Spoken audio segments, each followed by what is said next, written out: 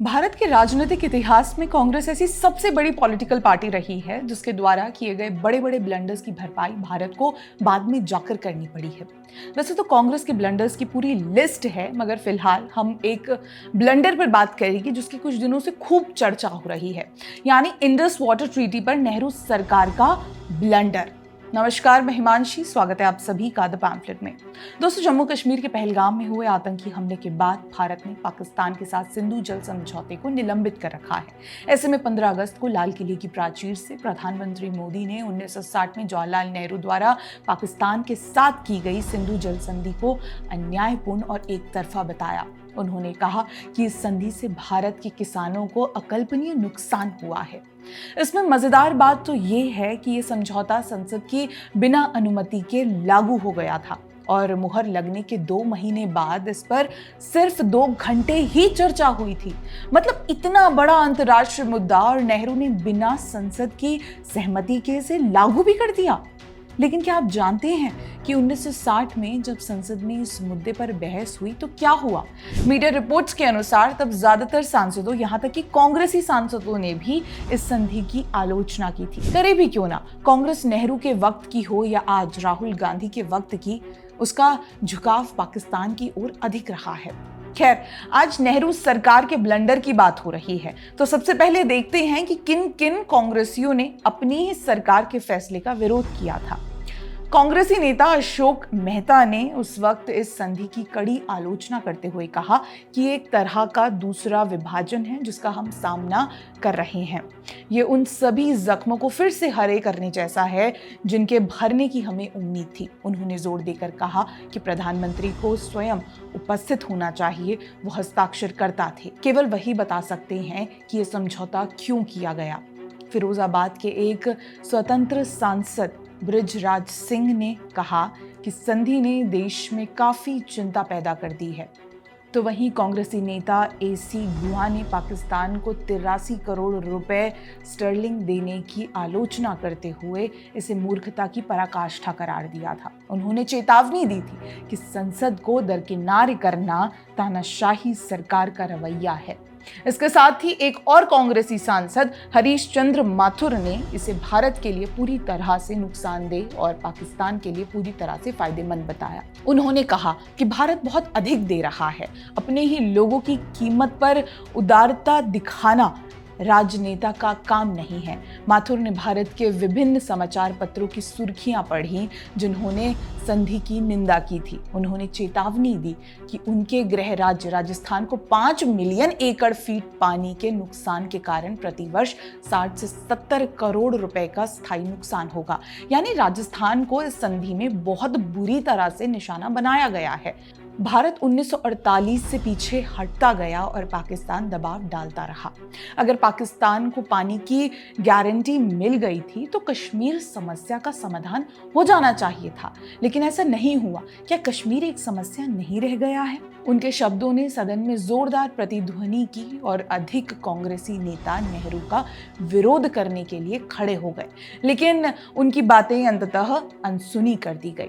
नेहरू जी किसी और की तो क्या ही सुनते, मगर अपने सांसदों तक की सुनना पसंद नहीं करते थे। खैर, उस वक्त युवा सांसद अटल बिहारी वाजपेयी ने भी नेहरू के तर्कों को खारिज करते हुए कहा कि पाकिस्तान की अनुचित मांगों को मान लेना दोस्ती की गारंटी नहीं हो सकता।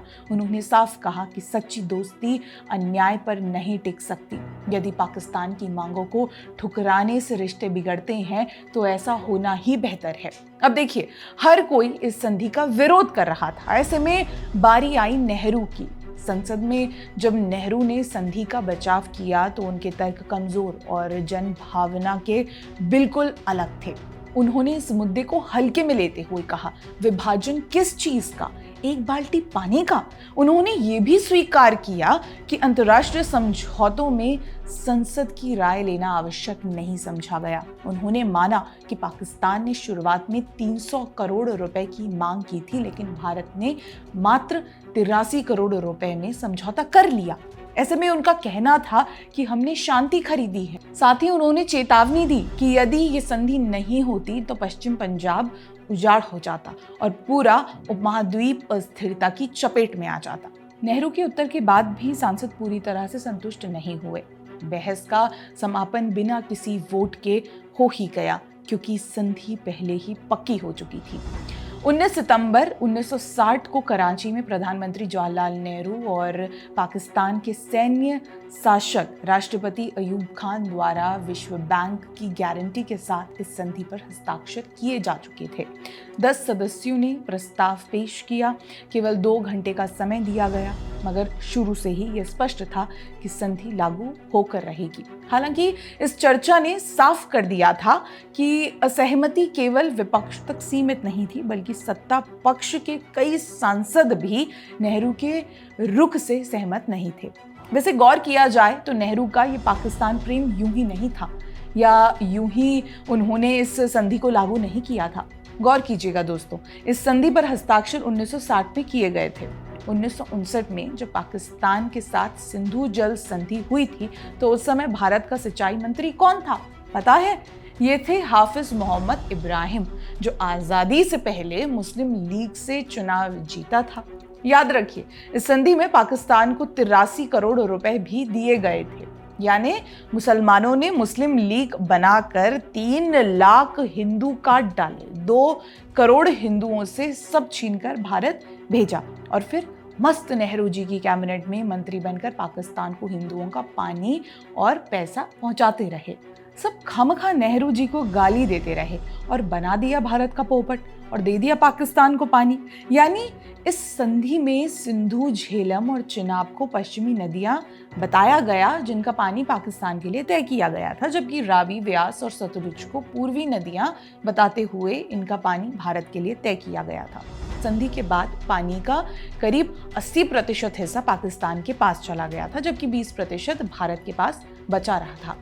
मगर आज भारत के प्रधानमंत्री नरेंद्र मोदी के नेतृत्व क्षमता के कारण हम उस ऐतिहासिक भूल का बोझ कम कर पाए हैं। मोदी सरकार ने सिंधु जल संधि को अस्थायी तौर पर रोककर कांग्रेस की उस गंभीर ऐतिहासिक अपराध को सुधारने की कोशिश की है, और हमेशा ही इस तरह से ये कोशिशें जारी रहेंगी। वैसे भी 2014 के बाद से भारत सरकार कांग्रेस के पुराने ब्लंडर्स की ही तो भरपाई कर रही है। दोस्तों, आपका इसको लेकर क्या कहना है, हमें कमेंट करके जरूर बताइएगा। बहुत बहुत धन्यवाद।